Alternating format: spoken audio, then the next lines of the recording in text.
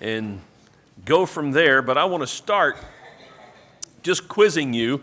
Tell me some things you know, or at least think you know, about Abraham that are important to you. Anything? Come on. I know it's going to take a minute to get the wheels turning. What about Abraham? Faithful. What's that? Faithful. Faithful. He's faithful. A man of great faith.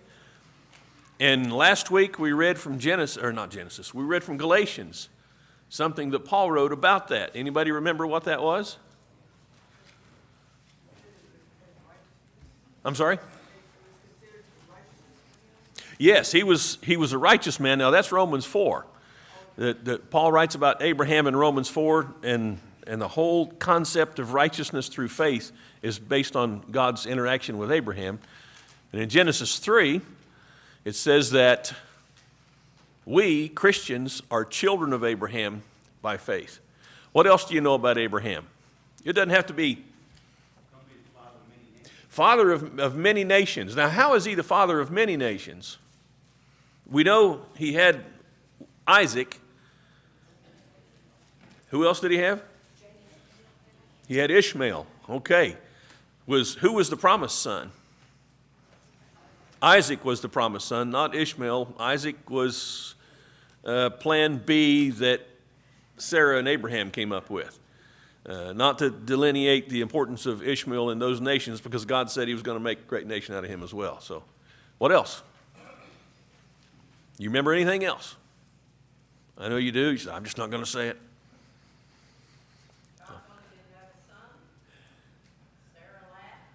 Yes. So they named the boy Isaac, which means he laughed. So God might find something in your life to give a name to that reflects your response at some point. I don't know how that works, but that's what he did with Abram and Sarah. How old was Abram when God first promised him a son? 75. How old was Abram when the promise was fulfilled? 100. Do the math. What have you been waiting for from God for 25 years? If you have to wait 25 years, is that okay? Do you have a time frame that you want things to happen in? I know I do. But God also has one. And if he has a plan for you, it'll happen in its due time. Anything else? Yes. He offered his son. Is it right to say he offered his son when he didn't really offer his son? I mean, Isaac walked down off that mountain, but he did obey. That was the point. He had his hand up, ready to take the boy's life. Now, in Hebrews, the writer of Hebrews gives us an insight that we don't get in Genesis as to why Abram was so confident to do that. Anybody remember what that insight was from Hebrews chapter 11? Abraham, at that point, remember, this is prior to the resurrection of Jesus, prior to any resurrection that I know of in Scripture. Abraham believed God would raise him from the dead. So back to what Janice had observed, that Abram was a man of faith. He had that kind of faith. He didn't simply believe that God existed, but he believed that God existed, had great power, and interacted with men using that great power. What age are we talking about when we're talking about Abraham? Patriarchal. Why is it called the patriarchal age? God spoke to humanity through the patriarchs. What will be the next age? Mosaic age, or Jewish age. When God gives Moses the law on Sinai, that becomes the Jewish age. What's the next age after the Jewish age? That's us. That's the Christian age that Jesus will institute with his death and resurrection. Anything else about Abraham before we get started? All right, let's go to chapter 12. I need a reader for the first 5 verses of Genesis chapter 12. Who would like to read that this morning? All right, Corey. The Lord said to Abram, "Go from your country, your people, and your father's household to the land I will show you. I will make you into a great nation, and I will bless you. I will make your name great, and you will be a blessing. I will bless those who bless you, and whoever curses you I will curse. And all people on earth will be blessed through you." So Abram went as the Lord had told him, and Lot went with him. Abram was 75 years old when he set out from Haran. He took his wife Sarai, his nephew Lot, all the possessions they had accumulated, and the people they had acquired in Haran. And they set out for the land of Canaan, and they arrived there. All right, very good. Thank you. We've talked about some of these promises, but this is the initial promise where God says you're going to have a son. But does he say it that way? How does he say it? He says, I'm going to make of you a great nation. So obviously, well, it's implied you're going to have children, and those children are going to become a great nation. They don't have any kids yet. He's 75. So how old would Sarah be? 65. Just remember the 10-year age difference. I don't know if God did that for us, made sure that he married Sarah, who was 10 years younger, so we could remember it, because I probably couldn't remember it any other way. But no matter what age you find Abraham at, you know, Sarah's 10 years behind. One of the promises that God makes is about the land. Was that promise fulfilled? It was fulfilled. There's some controversy over whether or not it was fulfilled, but when you go to Joshua, and we can do that now, go ahead and go to Joshua chapter 21. Joshua is the record we are provided of the conquest of the land that God is promising to Abram. And in Joshua just lays it out as plain as it could be that God had fulfilled all of his promises to them regarding the land. Chapter 21, somebody read 43 to 45. Who's got it? Anybody? Joshua, okay. PJ. Hey, good to have you back, PJ.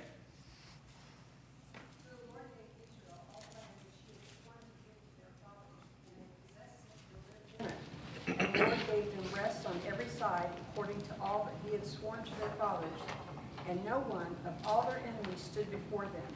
The Lord gave all their enemies into their hand. Not one of the good promises which the Lord had made to the house of Israel failed. All came to pass. And let's go again to 23 now, verses 15 to 16.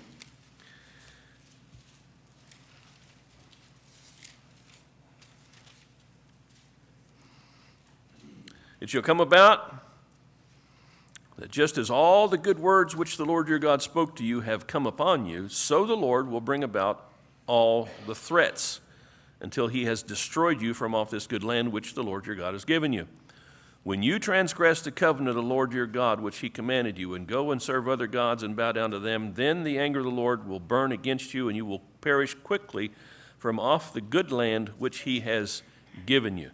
So even though this is kind of a negative thing, Joshua's trying to encourage them to be faithful, but twice in this, he talks about the good land that God has given you. So it's affirmed that these promises of the land were fulfilled. That's what we're seeing here in Joshua.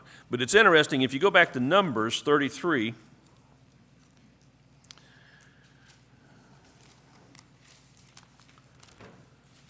Numbers chapter 33 and verses, well, it's verse 53, but to get a little context, let's start at verse 50.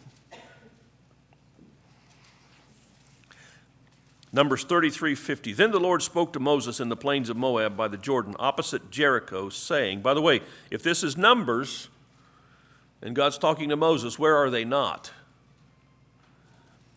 They're not yet in Canaan land. This is prior to that. So God's speaking to Moses in the plains of Moab by the Jordan, opposite Jericho. You can get a picture of where that is.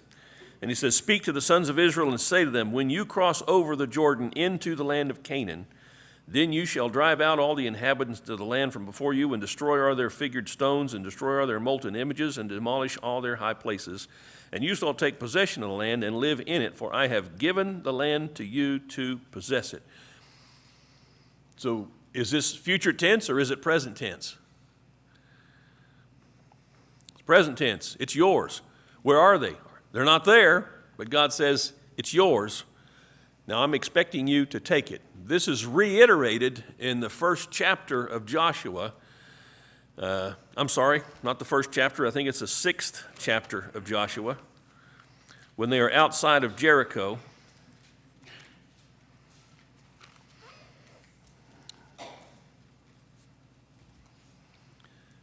Joshua chapter 6, not Jericho chapter 6. Verse 1, now Jericho was tightly shut because of the sons of Israel. No one went out, no one came in. And the Lord said to Joshua, see, I have given Jericho into your hand with its king and the valiant warriors. So they're outside the city, but God is saying, I've given it to you. It's yours. When God gives you something, it's yours. Anything we can learn from this? Anything applicable for today?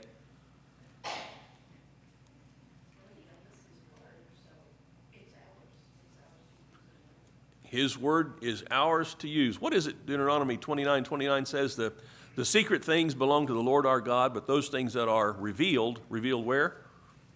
Obviously in the word, belong to who? Us and our children forever. That's Deuteronomy 29:29. Write that down somewhere. Mark it. That's an excellent passage. It's very encouraging. Through the years, I've pulled that up many times just to keep myself going. Things I don't know. I haven't figured this out, Lord. Well, all right. It's secret. It belongs to God. It's not belonging to you, Marty. But the things I have revealed belong to you. They belong to your children forever. So pass them on. Pass them on. What else? What else do we learn from this?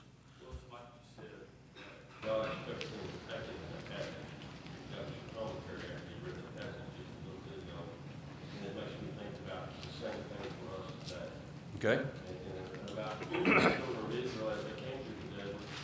They didn't respond like they should have, but God had given it to them, and it's like if they didn't take it, they'll raise up an Egypt. And He's going to find somebody that's going to take it. And it's up to us to take it or not, and then it's up to us to teach others to facilitate it. Right. It was just I thought it was quite a really good commentary when he said, God expects us to take it, but then it's Sure. Remember Jesus in the parable of the wedding feast? Everybody's invited. Who came? Nobody. Everybody had an excuse. I've bought a wife. I've married a farm. Whatever it was. All those excuses that people laid up. So what did the king do? He sent his servants out into the highways and byways and said, you invite everybody you run into. That's the gospel. Who were the first invitees? The Jewish people. Not many of them latched on. And so God sent the gospel to the rest of us. That was his plan all along, but he told the parable to illustrate how that worked. What did Jesus tell the apostles in John chapter 14? You remember this passage? I am the way and the truth and the life. Yes. And then where did he say he was going? I'm going to prepare a place for you. Is that place yours? Yes. You can say yes or you can say duh. Of course. And here's the principle right here. When God gives you something, you don't have to have it in your possession. It's yours. When Peter writes about this, he talks about an inheritance that we have with our name on it. It's reserved in heaven for you. And that's the way it is. So we're reading about Abraham, and I know we've just gotten into Joshua and all this, but these things to me are so applicable today, and it always is. God's always been the same, and he always works the same. He's so consistent in the way he makes promises and fulfills promises that when we read about Abraham, we're really learning about God and how he works with people and how he works with us. He said he was going to send Jesus. He sent him. Jesus said he was going to prepare a place. He's preparing it. It's waiting for us. It's waiting for us. All we got to do is what? Keep the faith. Keep the faith. All right. Observations, questions, comments? Anybody got anything? It's all right. I really like where he talks about when they go into Canaan, they shall inherit by law, and that they shall depend upon the size of your family, depends on how much you get. And then I think about when, after the park, and he told them to improve. And so, God gives you, if you have a larger family, God's going to provide. It brings these images in the Bible as you study to become more clear. Right. And that's all. It's interesting that you brought that up, that God will provide, because what did Abraham say when God stopped him from killing Isaac? He said, Jehovah Jireh, or Yahweh Jireh, which means God will provide. So Isaac had asked him on the way up, and we'll probably read about this later, but we'll just talk about it a little bit now.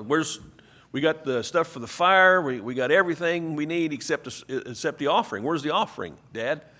And he says, Lord will provide the offering, and he did. And they named the place Jehovah Jireh, Yahweh Jireh, the Lord will provide. Now, I want to encourage you to use that principle in your life all the time.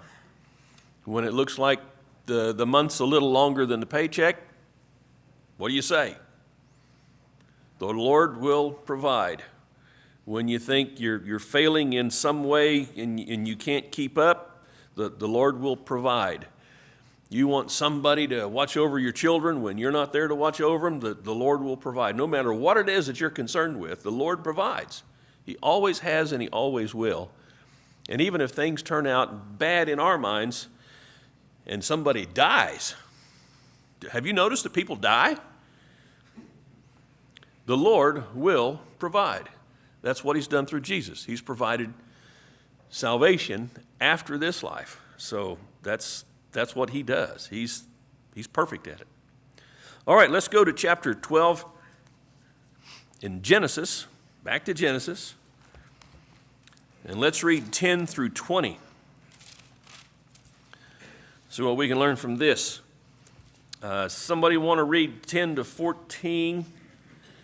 All right. No, PJ, you've already read. Don't quit hogging up all the readings, will you? All right. Rich has got his hand up there. 10 to 14 here in Genesis 12, and then 15 to 20. Who's got that? All right, Steve. Now there was a famine in the land, and Abraham went down to Egypt to live there for a while because the famine was severe. As he was about to enter Egypt, he said to his wife Sarai, I know what a beautiful woman you are. When the Egyptians see you, they will say, this is his wife. They will kill me, but will let you live. Say you are my sister, so that I will be treated well for your sake, and my life will be spared because of you. When Abraham came to Egypt, the Egyptians saw that she was a very beautiful woman. And when the princes of Pharaoh saw her, they praised her to Pharaoh, and that woman was taken into Pharaoh's house. And for her sake he dealt well with Abram. And he had sheep, oxen, male donkeys, female servants, female donkeys, and camels. But the Lord afflicted Pharaoh and his house with great plagues because of Sarai, Abram's wife. So Pharaoh called Abram and said, What is this you have done to me? Why did you not tell me that she was your wife? Why did you say, she is my sister, so that I took her for my wife? Now then, here is your wife, take her and go. And Pharaoh gave men orders concerning him, and they sent him away with his wife and all he had. All right. Why did Abram go to Egypt? Famine. The people were hungry. Got to go down to Egypt to get food. When's the last time you had to make a move because there wasn't any food where you lived? We got it pretty good, don't we? So here's something we can observe about that. Even when you're following the Lord's will, the hardship doesn't necessarily stay away from you. He's following what the Lord said to do, but here's some hardship, and based on that hardship, he goes down into Egypt. So what's he say to Sarah going down into Egypt? Tell him you're my sister, because you're a young, beautiful, 25-year-old. How old is she? She's 65. She's 65. Now, ladies, don't look in the mirror and say, oh, I'm old. I'm no longer beautiful. You're beautiful. All of you are beautiful. And whatever it was about Sarah at 65, he knew, she understood, she was still an attractive woman. Don't sell yourself short. So this is Abram. And is this really on the up and up, what he's having her do? What's he having her say? Say you're my sister rather than you're my wife. Was she his sister? Half-sister? Yeah. So it's not a total lie, but if it's not a total truth, what is it? It's a lie. If it's not a total truth, it happens to be a lie. He's misleading people, and there's no way to justify that. And it's interesting that that's not what God does here. He doesn't try to justify anything that Abram does. He tells us what he does. He could have just said, Abram went down into Egypt and Pharaoh took Sarah. But he didn't say that. Can you imagine what it would be like today if when a woman and a man decide to get married, and then this same thing happens to someone, God brings a plague on them. There would be no divorce, and it'd be like, before you get married, I better be sure I want to get married to you, otherwise I'm not, you wouldn't want to stray because of all the places God would bring to you. Right. It's just an interesting side note there. I mean, it's very interesting. And it's also interesting, and it's very nice that I've never had to tell Debbie when we're going somewhere, now listen, I want you to tell them you're my sister, just in case. 'Cause you don't have to worry about that. But that was a concern in that day and in that time. So what did Pharaoh do? He took her. What did God do? He brought plagues on Pharaoh. What did Pharaoh say after that? Look at verse 18. What is this you've done to me? Why did you not tell me that she was your wife? Now, I don't know if you've ever had this idea, but sometimes we get the idea, I believe, that back in the olden days, people had no morals. Everything was just wild, wild west, and anything goes, and you could get slaughtered for anything. Pharaoh had scruples. Where did he get those scruples? How far had this been from the flood? Do you remember the timeline? It hadn't been that long. Less than 300 years, if I remember the configuration. So Noah and his family come out of the flood. They believe in God. They multiply. People spread across the earth. They go to Babel, and God confuses the languages, and they all go out, but they all go out with some knowledge of God. Pharaoh has knowledge of God. How did he find out? Text doesn't say. The text here does not say. But somehow he finds out, and he says, why didn't you tell me she was your wife? Why did you say she is your sister so that I took her for my wife? Now, here's your wife. Take her and go. He knew it was wrong. He didn't say, oh, well, I want her. You go kill Abram so I can have her. Now, who would later do that? David. Man. And God tells us all this stuff? Yeah, he tells us all this stuff. So here's Pharaoh, who in this situation, and I'm not trying to draw on too much, but just think about it. He seems to have more scruples at this point about what's going on than David, except for the fact, as Preston brought up, Pharaoh is suffering. Now somebody might ask, isn't that unjust of God to punish Pharaoh? Could there possibly be a backstory we're not told about? What does this tell us today? Is there anything in here for us today? Well, it tells us that, it's profitable for destruction. And he gives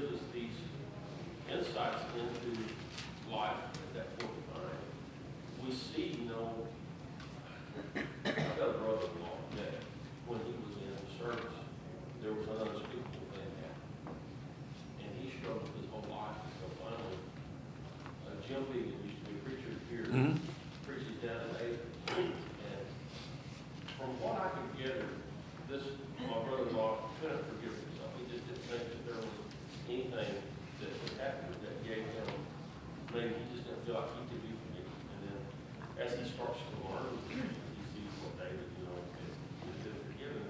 And I'm not so sure that God hasn't given that to us, even though we get so entangled in the world, that we can see if we'll accept his words, that we can be forgiven. Jesus did die for all. Right. Absolutely. And what is God going to do with Abraham? He's going to increase his goods. He's going to make him a wealthy man, because this isn't the only time that this happens. Look at chapter 20. This is quite a ways on down the road here.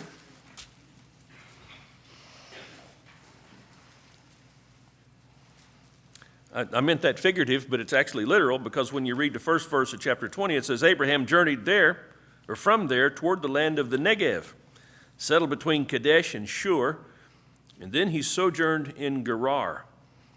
Remember that place, Gerar. That'll come up again with Isaac. Abraham said of Sarah, his wife, she's my sister. So Abimelech, the king of Gerar, sent and took Sarah. Why not? That's his sister. God came to Abimelech in a dream of the night. Maybe that's how he came to Pharaoh, but it doesn't say that, does it? He came to Abimelech by a dream in the night, and he said to him, behold, you're a dead man because of the woman you've taken. She's married. Abimelech had not come near her, and he said, Lord, will you slay a nation, even though blameless? Did he not himself say to me, she is my sister? And she herself said, he is my brother? In the integrity of my heart and the innocence of my hands, I have done this. And then God said to him in a dream, yes, I know that in the integrity of your heart you have done this, and I also kept you from sinning against me, because there I did not let you touch her. What have we learned so far? Anything here? What's that? Abimelech did not sleep with her, but what? Didn't the Pharaoh? It took her for his wife, but it doesn't say there was any intimacy. There might have been, it's just not mentioned. I mean, you can marry somebody, and they probably did that a lot back in the day without, and taking her for his wife. I haven't looked at the text, the specific words, to see if that means that she became his wife, or if he just took her for to eventually be. Took her into his house. Okay. So there may or may not have been intimacy, but it specifically says here what happened to keep him from being intimate. God. What are we learning?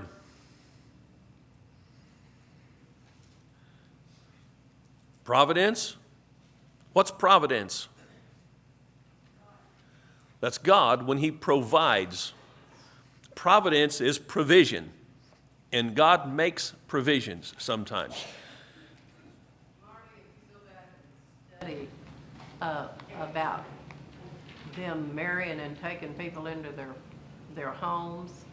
The women were taken in, and they were set aside for so many months of purification and bathing and all this stuff before they were ever taken in as wives. Right. Where do you read about that very specifically? Esther. Esther was, it's like she was groomed. Is that a good way to put it? To be the queen? And that was pretty common practice.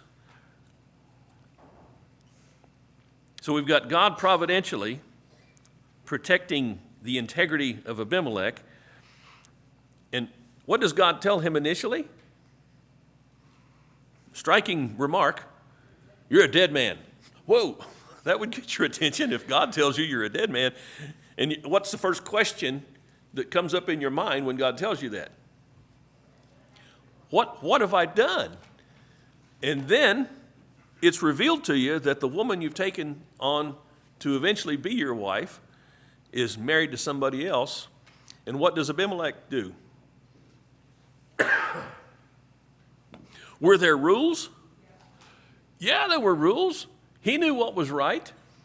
And And he wasn't going to transgress that, even though he was king. Even though he was king and had all the power, he wasn't going to transgress what was right to appease his own desire about Sarah.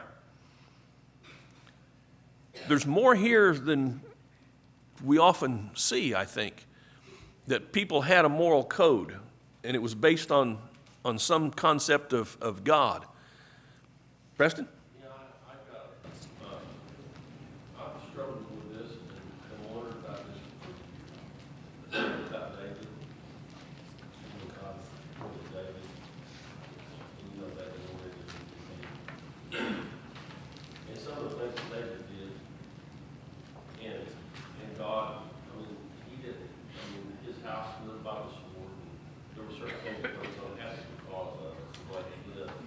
The life with, you know, taking a wife and then having a husband killed, even though he was ruler, God had instructed him. Mm-hmm. And I struggled with that because, but then I remember, you know, he was a man after God's heart, and I tried to understand that. Mm-hmm. And I struggled with that, and I couldn't get a clear picture of that in my mind, because at certain points in time, God doesn't allow it, and at certain points in time, God, you don't see the backstory. There's just something there we don't understand, but he just gives us what he gives us, and he ends up David was punished because of the law of the first. Right. He's guilty, he's, you know, but then he was able to keep her as his wife, and then of course Saul was born, you know. But I just still don't, you know, that God made him leader.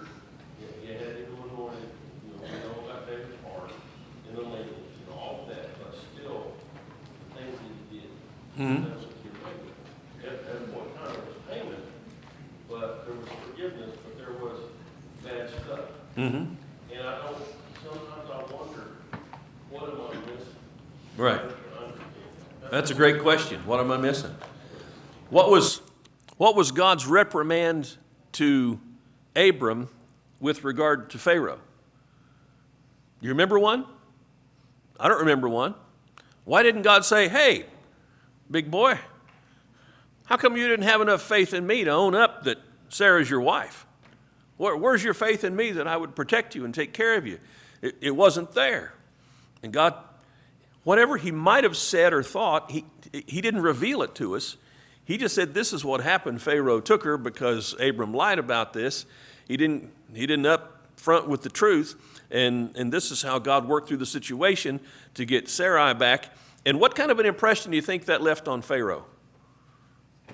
All right, God's serious about these rules about this faithfulness. Art, you had your hand up. Oh, yes. There's one similarity about this, along with like the captivity of the Jews in Egypt, was that when they left, they received a lot of material goods out of it. And it makes you wonder if it just wasn't part of God's plan. I've heard people that were mad about this with God, because what they say is, well, they did this and these people did this, and then they got all of this, and these people basically, the other people were robbed, and then the ones that got all the goods left. That's not right. Well, I'm not going to say that. You know, this is scripture, and this is real history, and this was done, and like you said, God didn't smite the products or the material goods that Abraham received or that the Israelites received. It was sustenance to them for a period of time after they left, and with the blessings of God, it grew. And so we have a situation there that is puzzling probably to us, but that's the way it is. What was part of the promise made in chapter 12? I will bless those who bless you, and I will curse those who curse you. Did Pharaoh bless Abraham? He did, in the sense that he regarded his marriage as sacred and he gave his wife back. Abimelech is going to bless Abraham with much goods as he goes out. So we're seeing God's promises enacted, fulfilled. John? Kind of shows that he's human. You know, I mean, not, you know, you have your moment of doubt or whatever and you make a decision, you go with it. You know, he lied, but kind of shows he's human. Right. You know, like everybody else, and then how he was forgiven and go on, and, you know, and all that. Maybe that could be part of it. I don't know. I'm sure it is. To me, it is. And here's something else along with that. We're human, but when we've got questions about morality and God, where do we go? And I hope this is a duh question. We go to the Bible. Abraham have a Bible? Not as far as we know. Now, I'm not saying that there weren't some things written down. There might have been some things written down. Maybe the story of the flood was written down. Maybe the story of Babel was written down. We know the Chinese characters reveal that they knew that stuff when they went off to what became China. So even if Abraham only had these things based on oral traditions, which is what people used a lot back then. What's an oral tradition? You just keep retelling it. You keep retelling it. You keep retelling it. What did Jesus say in the Great Commission? You go preach the gospel to every nation. Now, it's interesting to me, and I don't want us to make too much of this. He didn't say, go print Bibles and deliver them to the world. What did he tell us? He said, you go preach the gospel. Now, if you give someone a Bible, that's excellent. I'm not knocking that in the least bit. When people are willing to read it, that's providing the gospel. But I just find it interesting that when Jesus tells the apostles, and by implication us as well, you go preach the gospel, he's talking about the personal aspect of carrying the message of truth to the rest of the world. Yes, put it in print. Yes, get print out there. Yes, provide Bibles so people can read it. But don't do that and think your job is done. You need to tell the story. And that's what we see throughout Scripture, is people repeating and recounting what God has done and building faith. Art? Somebody already indicated this, I apologize, but maybe one lesson we ought to remember from this is that in dire times, terrible times, ruined material goods or whatever it may be, earthquakes, or that God can provide for his people from the corrupt nations of the world. Sure. What's God doing with Abram? Is this just about him? Who's this about? Abram is about one person. Who's that one person? Oh, come on. Jesus. He's leading up to Jesus. It's like, and he doesn't say this in the text of Genesis. He just says, well, all right, I'm going to need to bring my son into this world. How am I going to do that? Well, I'm going to create a nation. And for that nation, I'm going to bring my son into this world. And this is in the promises. God said to Abram, through you and your seed shall all the world be blessed. What does Paul write about that? I know, we haven't got to that part yet. But it's your Bible. You should know it. Paul writes that when God mentioned seed, he didn't mean seeds as of many, but seed as of one. When God chose Abraham, what he had envisioned was bringing his son into the world to save all of humanity. That's why he called Abraham. And so when we read these things, we're not just reading about this individual that God is working with. We're reading about God fulfilling his plan through this individual, but the plan is for all of humanity. So yeah, Abraham does some stuff he probably shouldn't, but he doesn't have the advantages we have.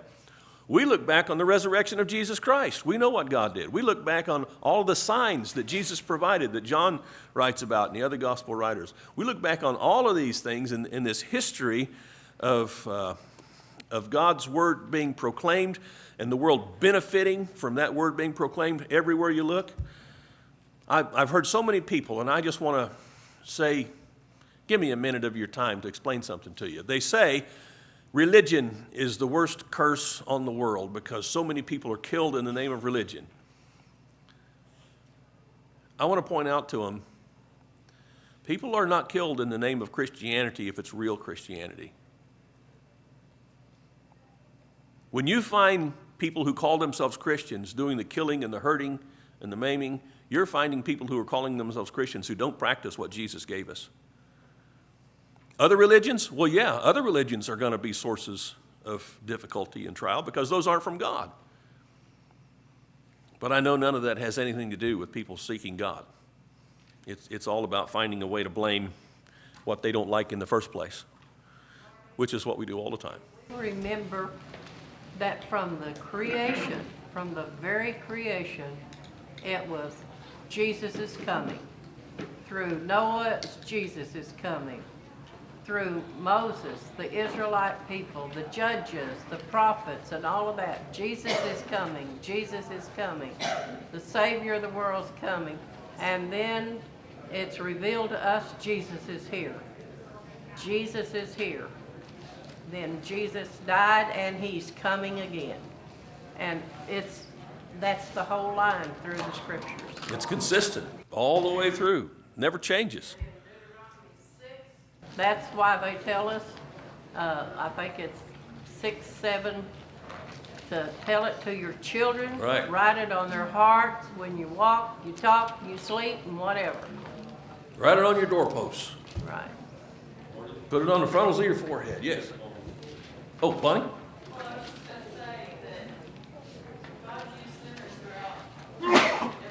Who else does he have?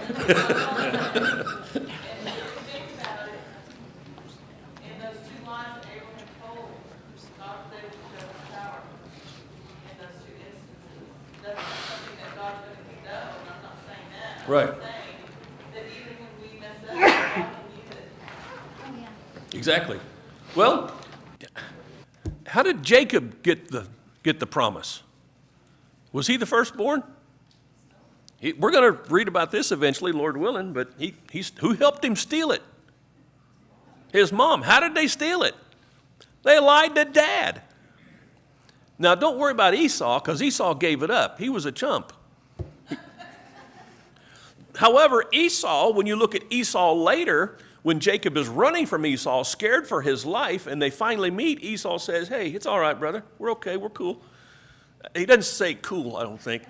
But that's what he means by what he says. So even in Esau, we see this man who is worldly. He despises his birthright. But even in him, there is this aspect of godliness that we shouldn't pass up.